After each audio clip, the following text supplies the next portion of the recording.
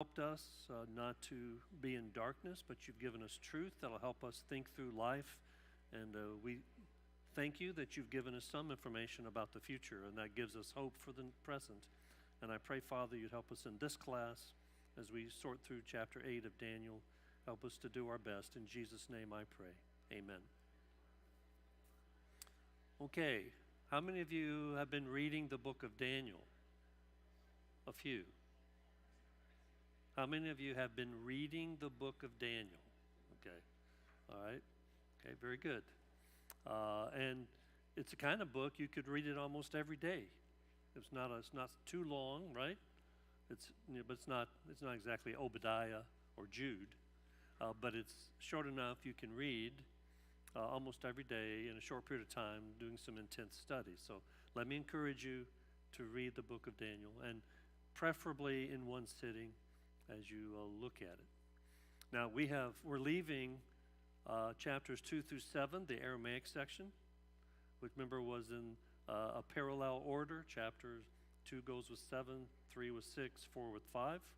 We're leaving that now, and we're moving into the vision section, the second vision, but it's out of the Aramaic section.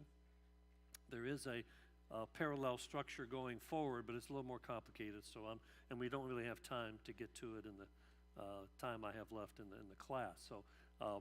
But it helps us to line things up a little bit and help us understand what's going on. This particular lesson is the ram and the goat from Daniel chapter 8.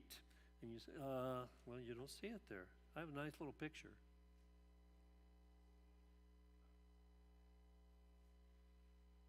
I did have a nice little picture.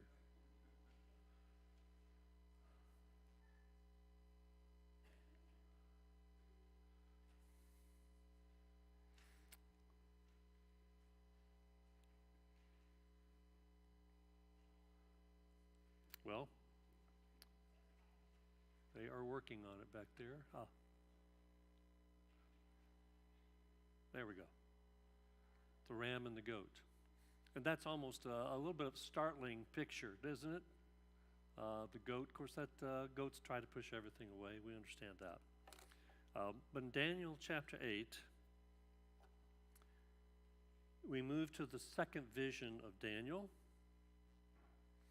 And it's that black column there, the ram and the goat. Daniel 7 was the 4 world kingdoms. And then next week is Daniel 9, the 70 weeks, which is probably the most famous prophecy in Daniel, although I tend to, and I told you last week, I think Daniel 7 is the most important chapter in Daniel. Chapter 9 is probably the most important chapter in the entire Bible in terms of chronology, but not in terms of the message of Daniel. And then chapters 10 through 11 is the last vision, predicts history in great detail, and it's almost boring. But it takes us to the end, and that's not boring because we end up at the resurrection, and that's kind of exciting to get to there. But these chapters are so precise. Remember what the liberals say. The liberals say they have to be written after the fact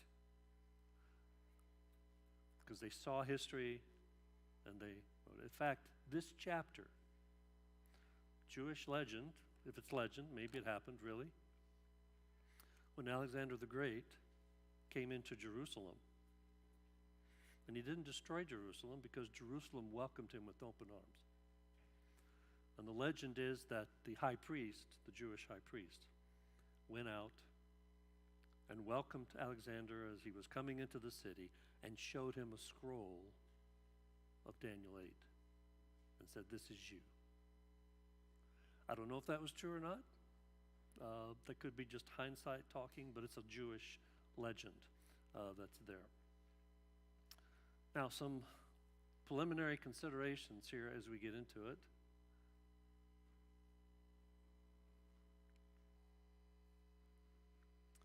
The vision of this chapter takes place in the 3rd year of Belshazzar, according to verse 1, 3rd year.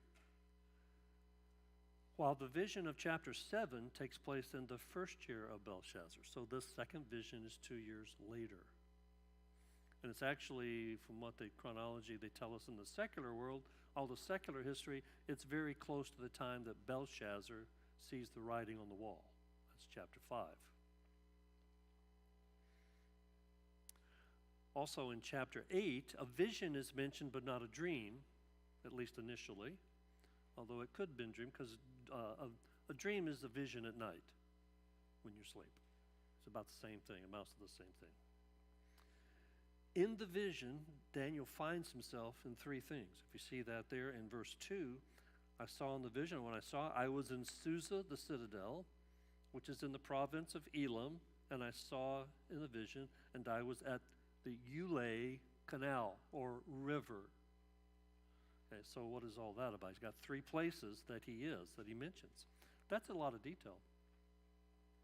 And those are real places in history, and their ruins are there now. And there are cities nearby, and this Ulai River still is there, although it's dry. The riverbed is dry, at least in the last source that I looked up.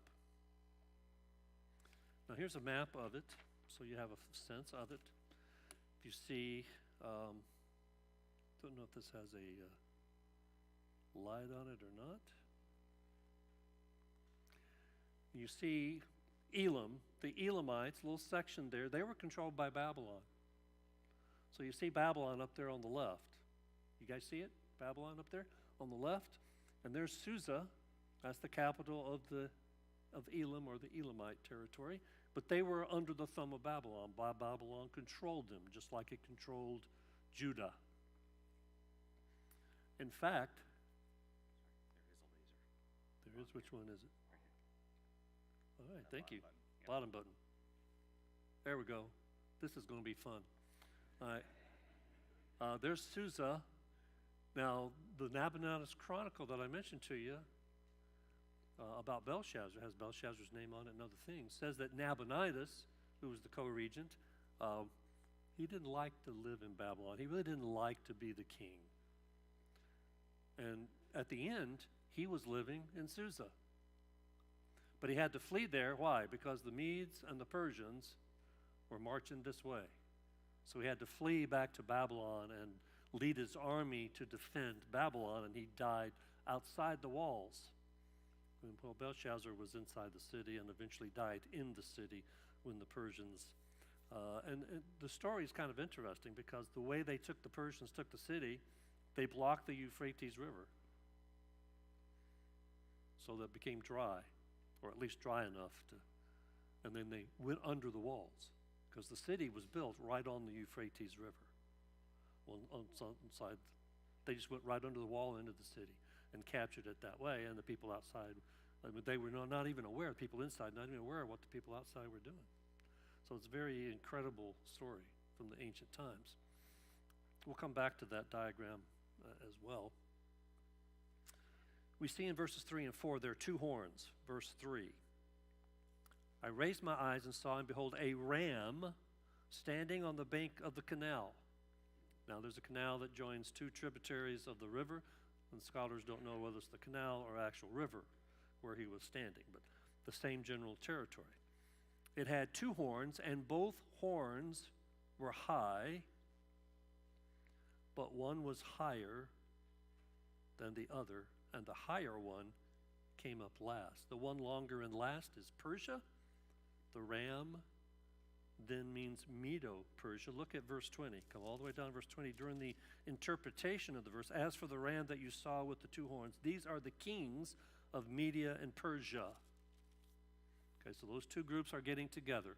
The Medes were kind of first, but then the Persians came in and they were bigger, and they conquered the Medes. They kind of joined forces and became one empire. And that's the in verse 3, come back up to verse 3. The one was higher than the other. Okay, that's referring to the Persians being higher. Do you remember the bear from Daniel 7? It was raised up on one side, kind of one higher than the other. It's kind of the same image, just using different animal horns instead. And then it says, I saw the ram charging westward and northward and southward. So the ram conquers. That's, the idea is it conquers those directions. And then no beast could stand before him, and there was no one who could rescue from his power. He did as he pleased and became great. And the ram shows pride. We're going to see that expressed later on. But he's conquering, he's great, and later on we find out he knows it. And he says it. And God notices. Remember the theme, one of the major themes of Daniel, is that God brings down the pride of the world kingdoms. Don't ever forget that as we go chapter by chapter. It's all over the book. God brings down the pride of the world kingdoms. And we don't have to worry about things in our own time, because that's still a true principle. God brings down the pride of world kingdoms, and he'll bring down the pride of China and Russia and Iran, anybody that's on our evil list. But he'll also bring us down. That's the way God is. He brings down the pride of world kingdoms. He raises up and he tears down. He allows that to take place.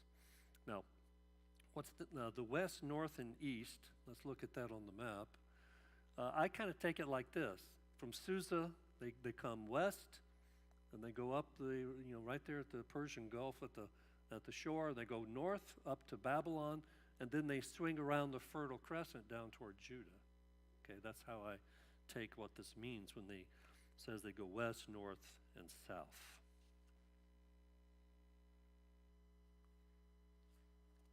Now the goat in verse 5, we also say verse 21 because it has the vision, then it has the interpretation, and a few times I'll go forward with the interpretation. In verse 5, as I was considering, behold, a male goat.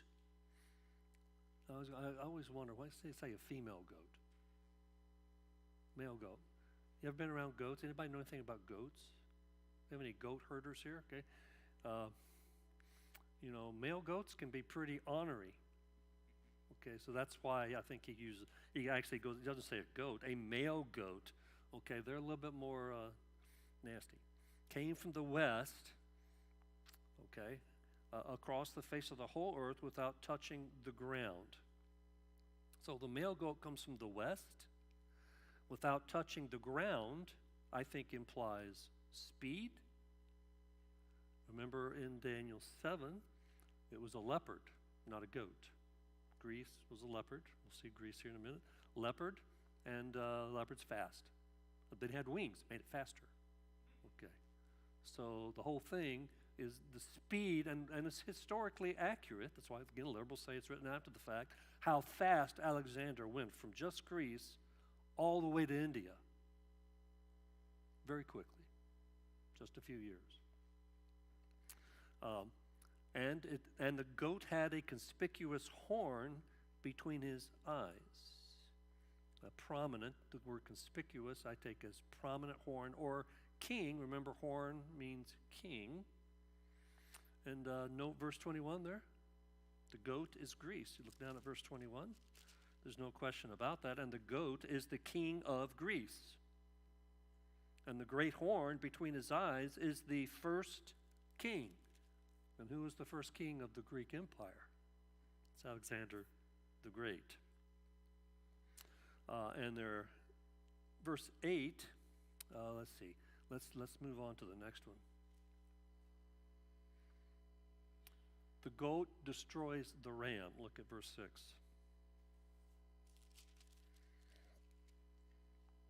He came to the ram with the two horns, which I had seen standing on the bank of the canal, and he ran at him in his powerful wrath.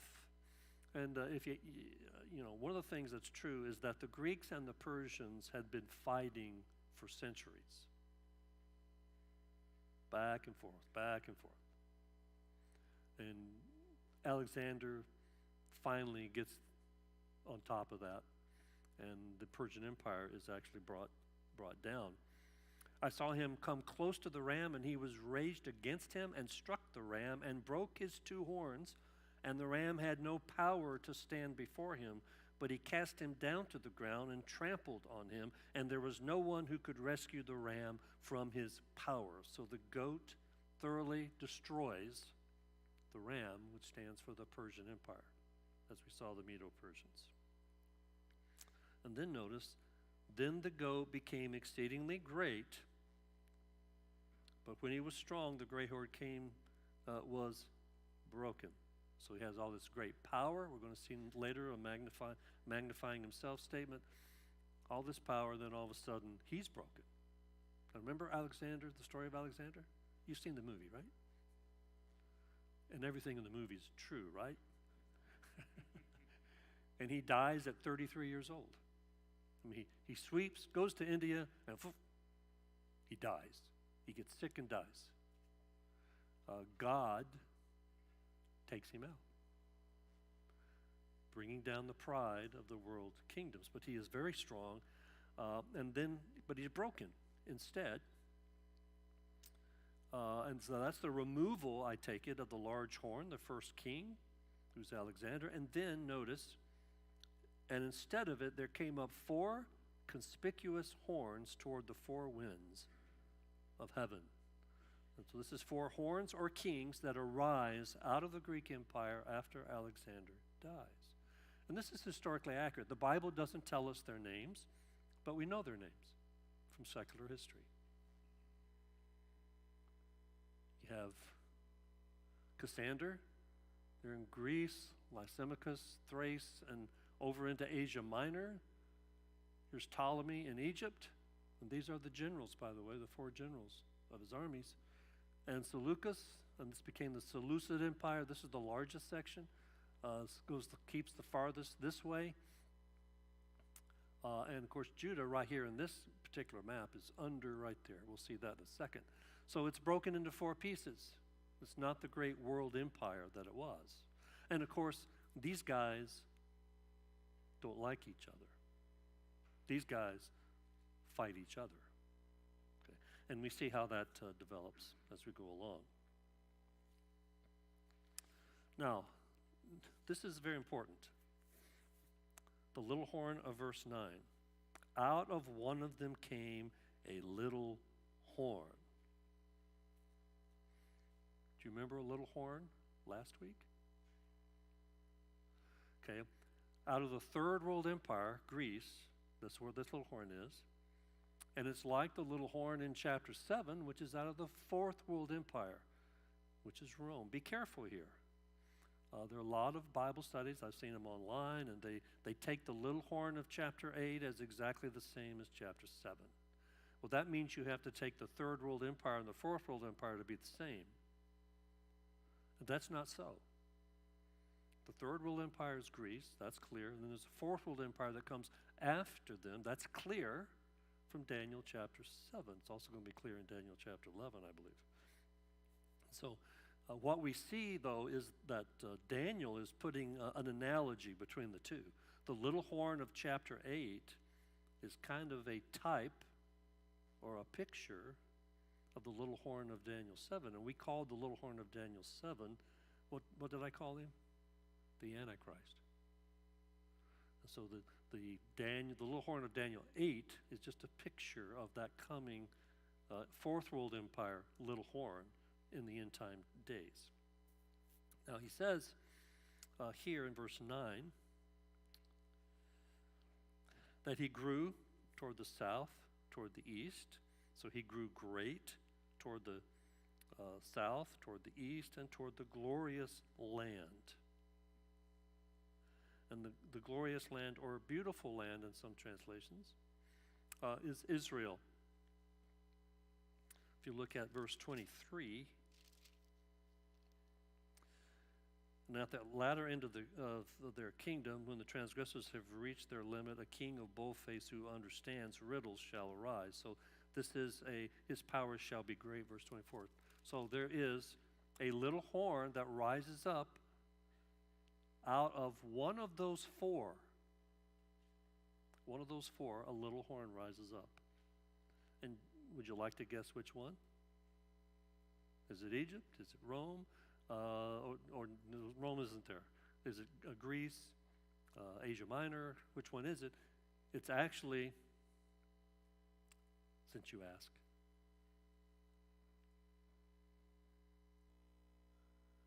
actually the Seleucus, the Seleucid Empire, or sometimes called the Syrian Empire.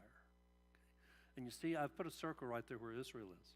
In this map, early on, when they first divided it, it was Egyptian. But Egypt and the Syrian Empire constantly fought each other. And they fought each other in the middle. And what's in the middle?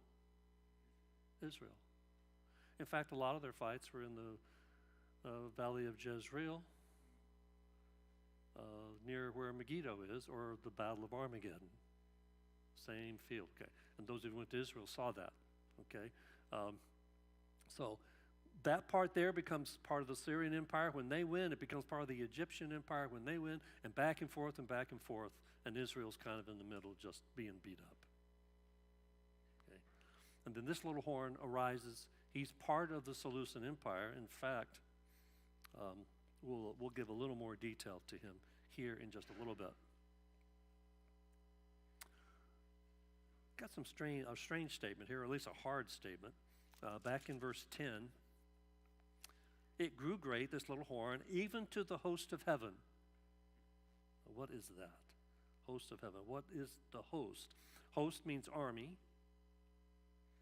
Sometimes refers to angels. I'll give you a couple passages. You can go check those out.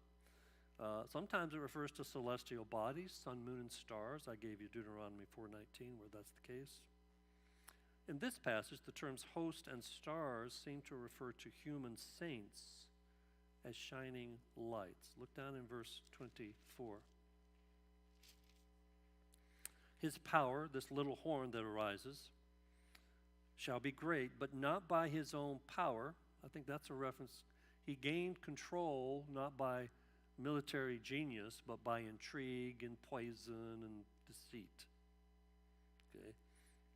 And he shall cause fearful destruction and shall succeed in what he does and destroy mighty men and the people who are the saints.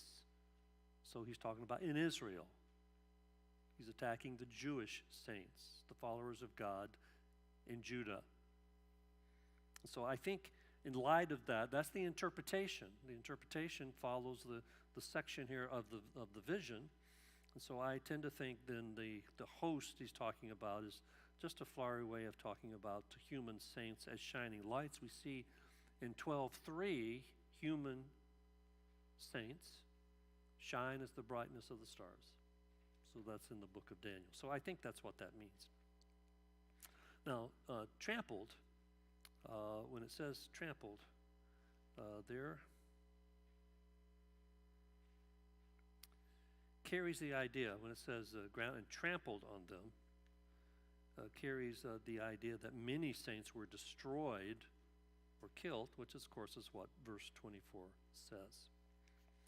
So, who is this little horn who does all this trampling?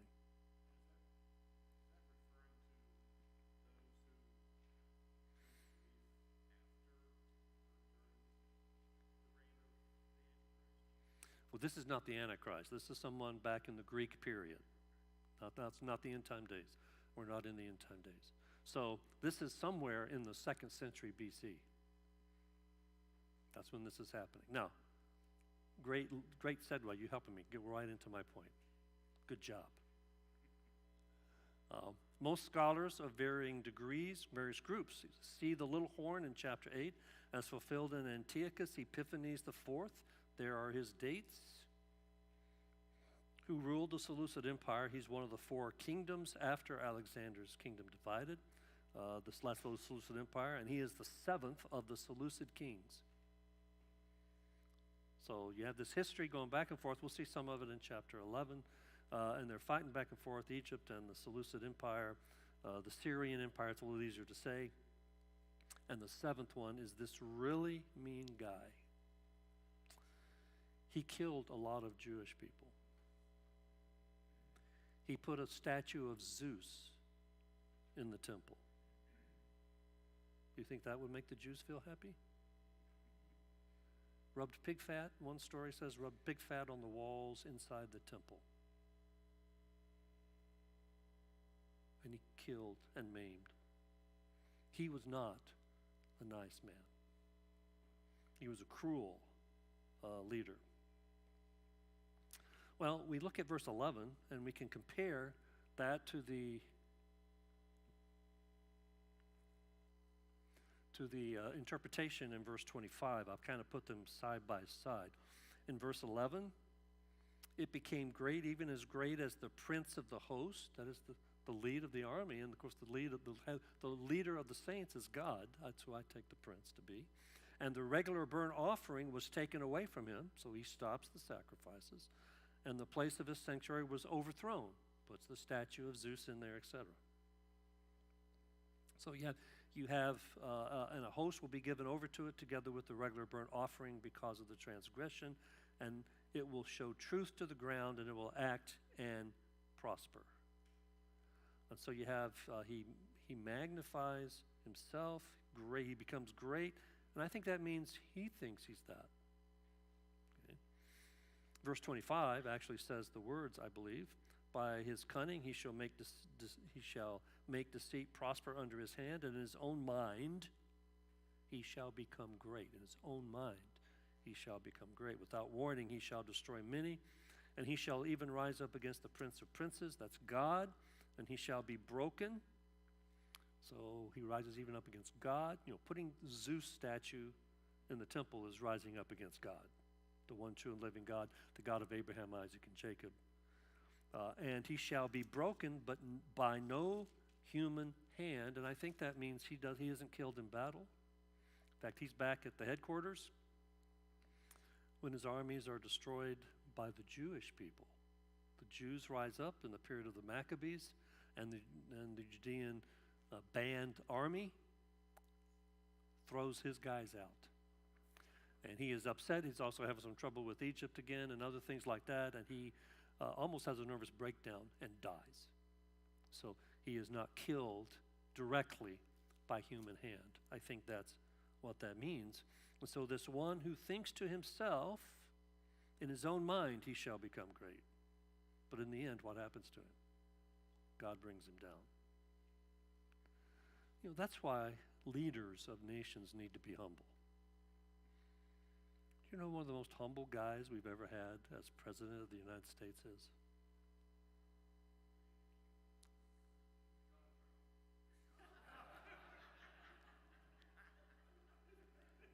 I'm going to go back a little bit further.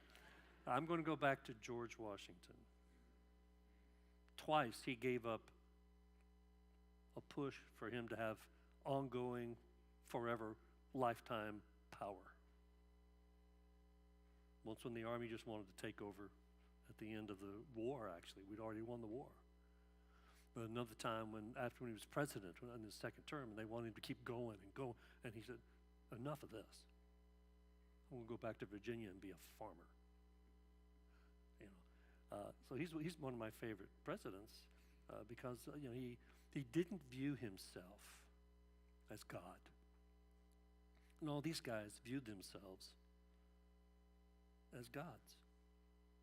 So he desecrates the temple, he stops temple worship, he magnifies himself, destroys many, opposes God, but he will be destroyed himself, and he was destroyed. Now remember, it's future to Daniel's time. Daniel, this is around 540 BC when this vision takes place. And this doesn't happen, you see, until the 2nd century. Okay? So, the little horn in verse 12. Read verse 12. And a host will be given over to it together with the regular burnt offering. We've already kind of read that. I'm kind of getting ahead of myself.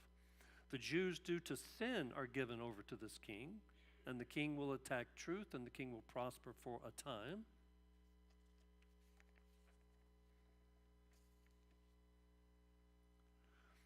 Then we have verses 13 and 14. I put talking shop as my title. It's like water cooler talk. Then I heard a holy one speaking, and another holy one said to the one who spoke, for how long's the vision? But it looks like they're kind of having a cup of coffee together, asking, talking. And who is that? Is it men or angels? That's the debate in the passage. Gabriel is later, coming up real soon, and so maybe it's angels. Maybe this is kind of the break room for angels and they're having this conversation? Don't know. It could be men. There's men standing around. Daniel's having this vision, and in the vision, he talks to these men.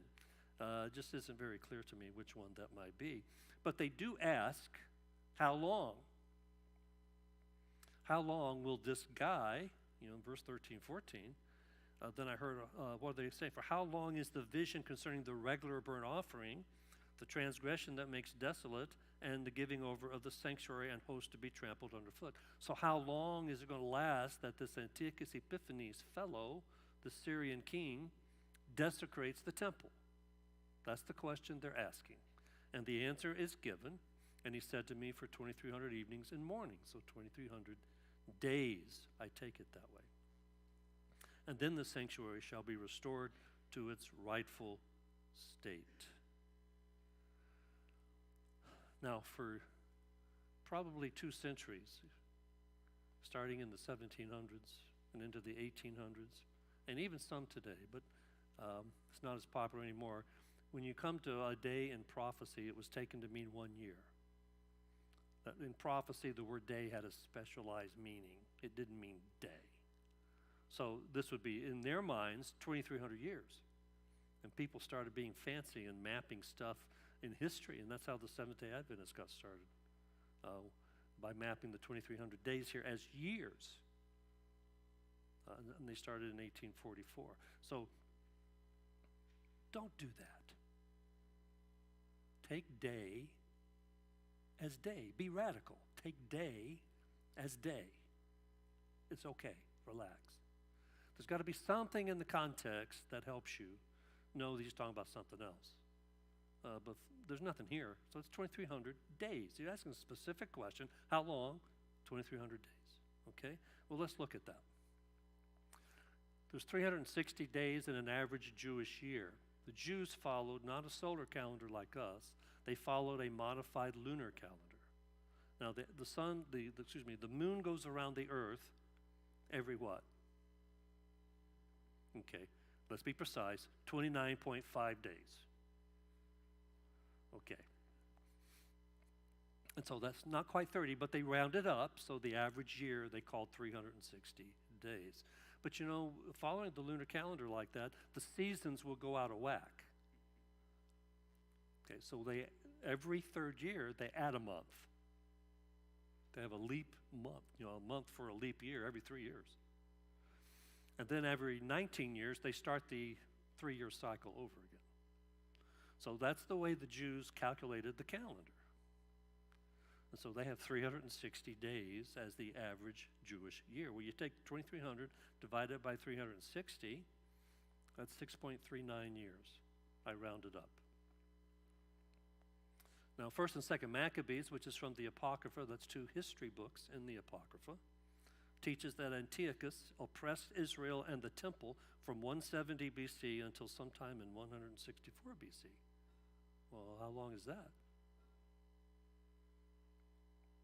6.39 years. Okay, that's how long the sacrifice stopped. And the armies threw him out. So the Maccabees threw out the army of Antiochus and rededicated the temple, and the Hebrew word for dedication is Hanukkah. That's where the Hanukkah celebration comes from.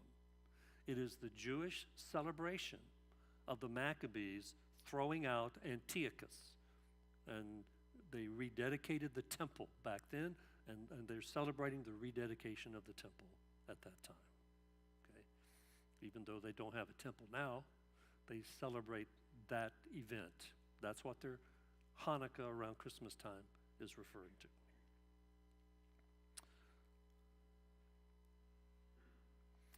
Then Gabriel arrives.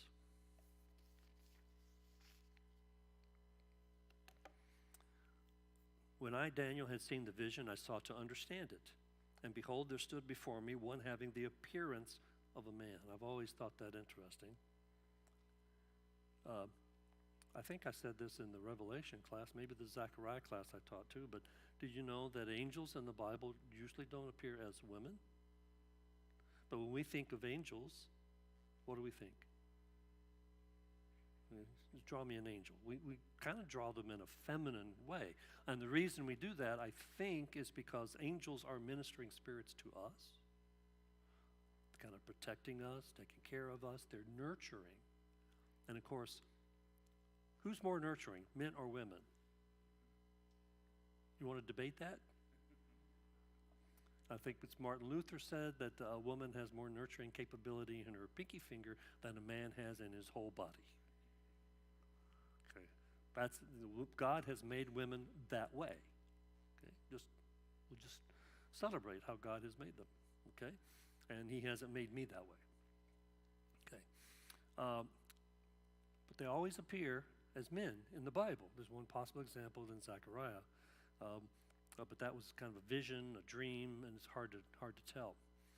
And I heard a man's voice between the banks of the Ulai River, the canal, and it called, Gabriel, make this man understand the vision.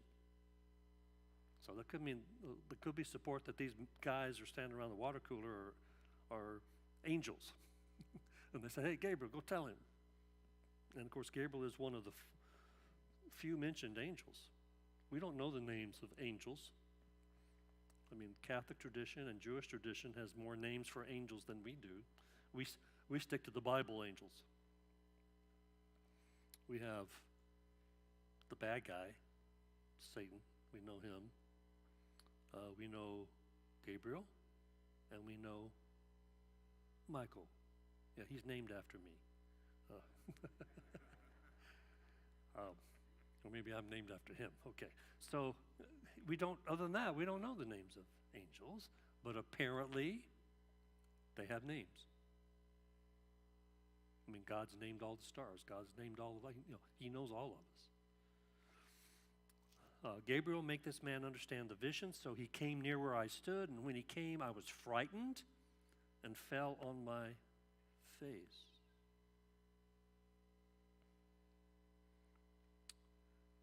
Understand, O Son of Man, that the vision is for the time of the end. We want to come back to that. And when he had spoke to me, I fell into a deep sleep with my face to the ground.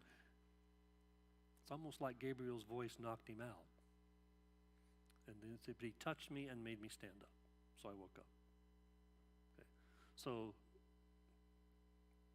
I've heard testimonies of people who say they've seen angels. And I always want to ask them, were you frightened? If I saw an angel, I think I'd be frightened. And even the people in the Bible are frightened. Somewhat, not always, but a lot of times they're frightened. But here, there seems to be that. He is, I think, Daniel's frightened. He's concerned what's going on here. And then Daniel says to him, verse 19, behold, I will make known to you what shall be at the latter end of the indignation, for it refers to the appointed time of the end. And so you have three phrases here. You have the time of the end in verse 17, the final period of indignation, verse 19, appointed time of the end, verse 19. And some will come to this and say, because that's referring to the end time days. And we saw some earlier phrases that seem to do that. Latter times in chapter 2, for example, and in chapter 7, some of the things there. But the context was clearer there about end time stuff. Here, what's the latter end of the indignation? I think that's the indignation caused by this little horn, Antiochus, and what he's doing in desecrating the temple. So I think it's talking about the appointed time of the end. Remember, we're still wrestling with the 2,300 days here. So, behold, I'll make known to you what shall be at the latter end of this. Okay. And then he goes into the interpretation of the dream. And so I see the appointed time of the end as the judgment of Antiochus the fourth, this very wicked king. Now, Gabriel, I want to give you the last part of the message. Gabriel's last part of the message, verse 26. If you come down to verse 26. The vision of the evenings and the mornings that has been told is true. So, He's giving about the indignation, 2,300 days. So 6.39 years, it's over. This guy's toast. That's what he's saying. Seal the vision, he goes on to say, but seal up the vision. And there's a couple different ways that's always taken. I take it, keep it so that it will not be lost. Some people take it as seal it so nobody knows what it is. But Gabriel is here to reveal. That's the whole point. He's come to reveal this. So I think he's telling Daniel, keep it so that it will not be lost. And the 2,300 days are in the future from Daniel's point of view. Remember, he's about 540 BC right here. And based upon the third year of Belshazzar, the prophecy predicts something that will happen over 350 years later. So again, go back to the liberals. This has to be written after the fact because it seems to be so precise. Okay, we don't go their direction because we believe in a creator God. And it's a minor thing for the God who created time to be able to predict the future. So we have no trouble with that idea. And then the last verse of the chapter,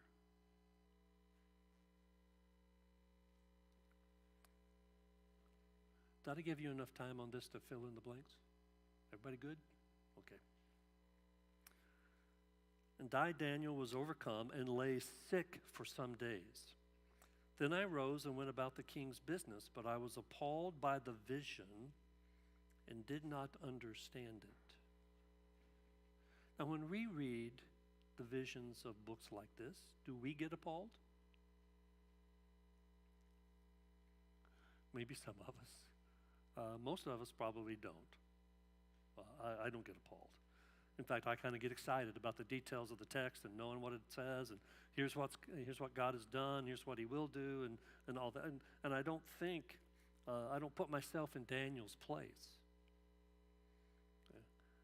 And of course, he's the one being given the vision and being given a vision, which I've never had happen to me, is a gut-wrenching experience. It's not like you're sitting down at a movie theater and just enjoying the screen. That's not the way it is. So he was sick for some days. And there's this intensity to Daniel throughout the book. We saw that last week. There's this intensity, and he gets sick sometimes when the prophecies come. And I think that reminds us, as the readers of this text, of how serious these things are in history. Now, where we're standing, we're looking back to the 2nd century BC. It happened way back there. This happened, 2,200 years ago to us. But for him, it was 350 years in the future. And it involved his nation and his people. And we're kind of separated from that. But we need to make sure when we read the Bible, the first question we ask is not, what does it mean to me? You have to ask that eventually, but that's not the first question. The first question is, what did it mean to the original readers? What does it mean to Daniel? So we need to understand it on his own terms. And don't skip over verses like that when he was sick for some days. And it tells us how serious the prophecy is from his point of view. And so, 4th world kingdom has a little horn. 3rd world kingdom has a little horn. 4th world kingdom, the little horn, who's the Antichrist. What's he going to do? 2 Thessalonians 2:4. He, in the end time days, he's going to set himself up in the tribulation period in the temple as God. He's not going to put a statue of somebody else. He's going to set himself up in there as God. Antiochus set up a statue of Zeus. He's a pointer. He points ahead. Antiochus points ahead to the Antichrist. And so you want to get a glimpse of how Antichrist is, you can study Antiochus Epiphanes IV. So this is the ram and the goat prophecy of Daniel chapter 8. And with that, we are just about out of time. So let's pray. Lord, thank you so much for your written word. And I pray you might help us to understand even more and more. I know every time I read it, Father, I get more out of it. And I pray, Father, that you will help us to have confidence because we know where everything's headed. We know you've got a plan for history and it's marching along according to your plan. You've told us a lot of it, and that, Lord, just strengthen us with that.